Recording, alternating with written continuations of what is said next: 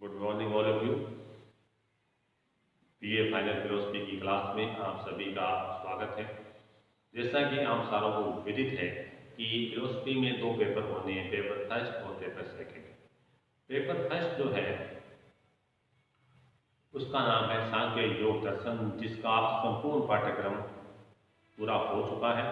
PDF file, notes, videos आदि आपको send किए जा चुके हैं। ऐसे स्टूडेंट जिनके पास नोट्स नहीं है वो महाविद्यालय में आके नोट्स प्राप्त कर सकते हैं। पिछले कई दिनों से मेरे पास स्टूडेंट के फोन आ रहे हैं कि पेपर फर्स्ट हमने पूरा क्या कर लिया है, लेकिन पेपर सेकंड जो है उसका हमें नाम तक पता नहीं है। तो आज का हमारा व्याख्यान है वो उसी बात पर केंद्रित होगा कि पेपर सेकंड का क्या नाम है, उसके लिए कौन कौन सी बुक्स हमें पढ़नी चाहिए और उसका पाठ्यक्रम क्या है। पेपर सेकंड का नाम है समकालीन भारतीय चिंतक या contemporary Indian philosopher. Prescribed book इसके लिए दो है, एक तो है लक्ष्मी सक्सेना की और दूसरी है वीके लाल या बसंत कुमार लाल। अगर दोनों बुक्स में से कोई एक बुक्स आपको पढ़नी हो तो आप बसंत कुमार लाल की बुक पढ़ें, क्योंकि इसकी भाषा जो है वो हमारे लिए समझने में बहुत ही सरल और आसान है। जिस प्रकार से पेपर फर्स्ट को 5 भागों में बांटा गया है, उसी प्रकार से पेपर जो सेकंड है उसको भी 5 भागों में बांटा गया है। कुल 6 थिंकर को भारतीय दर्शन में पेपर सेकंड में शामिल किया गया है। राम कृष्ण देव को, विवेकानंद को, महात्मा गांधी को, राधा कृष्ण को, रविंद्रनाथ टैगोर को और अरविंद घोष को। ये 6 चैप्टर जो है हमारे सेकंड पेपर में डाले गए। पेपर को जिस प्रकार से पेपर फर्स्ट है उसको 5 भागों में बांटा गया है, उसी प्रकार से पेपर सेकंड है इसको भी 5 भागों में बांटा गया है। यूनिट फर्स्ट जो है सामान्य प्रवृत्ति। यूनिट फर्स्ट में केवल इतना ही मैटर डाला गया है कि समकालीन भारतीय दर्शन की प्रमुख प्रवृत्तियां क्या है। जिस प्रकार से आपके बीए फर्स्ट ईयर में पहली यूनिट में क्वेश्चन बनता था, वो हर साल पूछा जाता था कि भारतीय दर्शन की प्रमुख प्रवृत्तियां क्या है, या भारतीय दर्शन की प्रमुख सार बातें क्या है, या भारतीय दर्शन की प्रमुख विशेषताएं क्या है। उसी प्रकार इसमें यूनिट में पहले यूनिट में एक क्वेश्चन बनता है, वही हर साल पूछा जाता है कि समकालीन भारतीय दर्शन की प्रमुख प्रवृत्तियां क्या है। तो ये एक ही क्वेश्चन है, इसकी पीडीएफ फाइल, इसके नोट्स मैं आपको शीघ्र ही बना के सेंड कर दूंगा। इसलिए आपको पहली यूनिट में चिंता करने की कोई आवश्यकता नहीं है। पहली यूनिट में हम केवल इतना जानेंगे कि भारतीय दर्शन की मोटी मोटी ऐसी कौन सी बातें हैं तो सारे थिंकर स्वीकार करते हैं।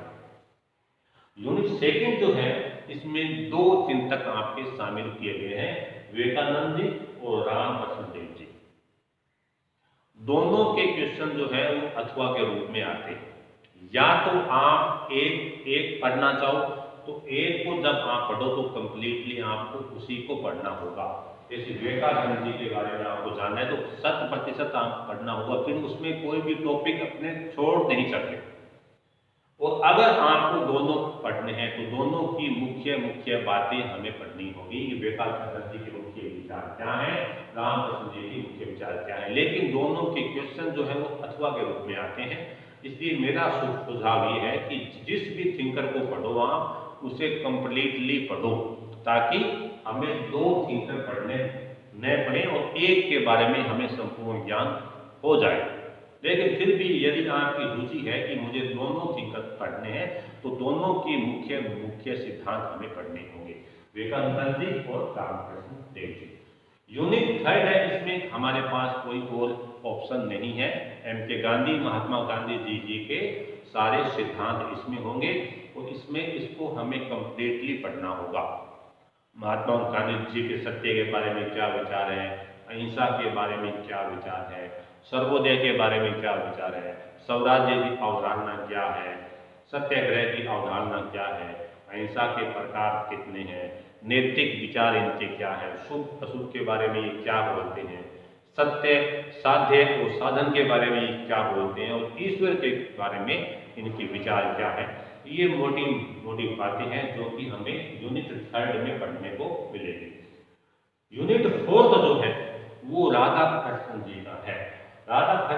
बुद्धि के मोटे मोटे एक सिद्धांत अपने मान सकते हैं कि मानवीय ज्ञान को, यदि सत्य ज्ञान इस व्यक्ति को प्राप्त करना है तो सत्य ज्ञान प्राप्त करने का साधन क्या है। इन्होंने मुख्य रूप से बुद्धि और अंतर प्रज्ञा इन पर अधिक बल दिया है।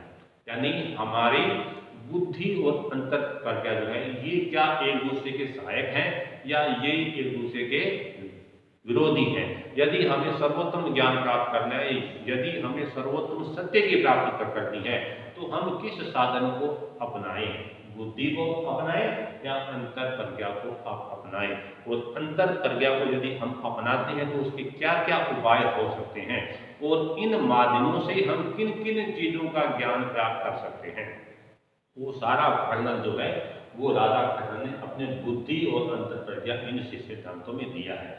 तो यूनिट 4 जो है उसमें हमारे पास और कोई ऑप्शन नहीं है, केवल हमें एक चीज पढ़ना है, राधा कृष्ण जी के बुद्धि और अंतर प्रज्ञा के बारे में विचार। यूनिट 5 में जो है उसमें है रविंद्रनाथ टैगोर और अरविंद घोष।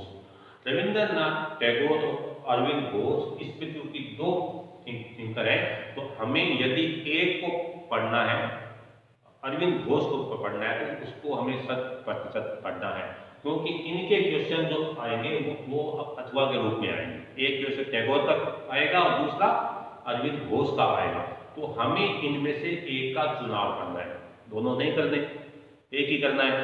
तो आपकी जिस पे रुचि है उसको आप पढ़ सकते हो। आपको लगता है कि मेरी रुचि रविंद्रनाथ टैगोर में है तो आप रविंद्रनाथ टैगोर को पढ़ो, लेकिन जिसको पढ़ो उसको 100% पढ़ो। अगर आपको लगता है कि मुझे दोनों में रुचि, मुझे दोनों ही पढ़ने हैं, तो फिर दोनों के मुख्य सिद्धांतों को भी आप पढ़ सकते हो, ये आपकी चॉइस है।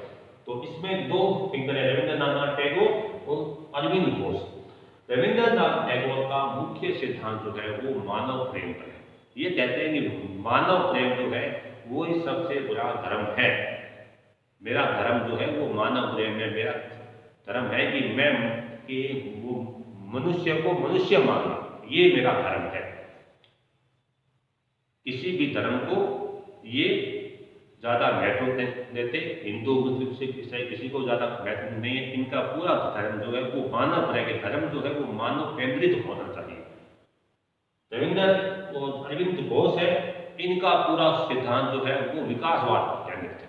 ये कहते हैं कि विकास किस प्रकार से आरंभ हुआ, किन तत्वों से मिलके विकास बना, किन किन तत्वों से आरंभ होके यह जगत बना, और यह जगत, ये विकास की अवस्था वर्तमान में कहाँ तक पहुंची है और ये आगे कहाँ तक जाएगी, और फिर ये अंत में एक जो कल्पना वाली स्थिति की बात करते हैं कि ये विकास की अवस्था जो अभी मानसिक अवस्था में है ये अति मानसिक अवस्था में जाएगी, और जिस अति मानसिक अवस्था में जाएगी वहां एक ऐसे दिव्य शक्ति का जन्म होगा, एक ऐसे सुपरमैन का जन्म होगा जिसमें हजारों तरह के गुण होंगे, जिसे ये अति मानव की संज्ञा देता है, जिसे ये सुपरमैन की संज्ञा देता है।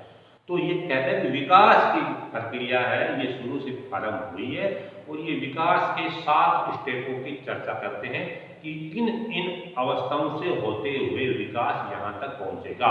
और अभी वर्तमान में विकास जो है वो मानसिक अवस्था से गुजर रहा है। तो ये इनका पूरा सिद्धांत जो है ये विकासवाद सिद्धांत पर केंद्रित है।